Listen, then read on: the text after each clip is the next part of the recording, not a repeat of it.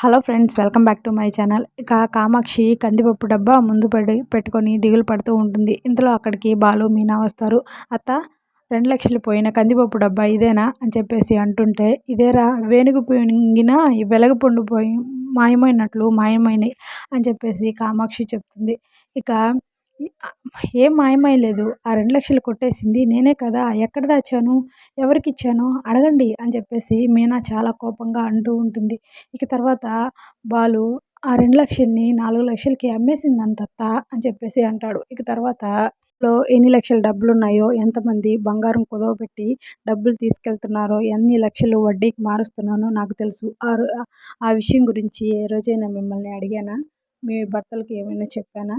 నా పని ఏదో నేను చూసుకొని వెళ్తున్నాను, ఎందుకు నా మీద దొంగతనం మోపారు అని చెప్పేసి అడుగుతుంది. ఇక బాలు ఆ 2 లక్షలు మీనాయే తీసిందా, అప్పటి నుంచి ఎవరు రాలేదా, ఎవరు తీయలేదా అని ప్రశ్నల మీద ప్రశ్నలు వేస్తూ ఉంటే, రే రే రే ఆగండ్రా, డబ్బులు పోయిన మాట నిజమే, కానీ అది మీనా తీసిందని నేను అనలేదు, ఇదంతా మీ అమ్మ చేసింది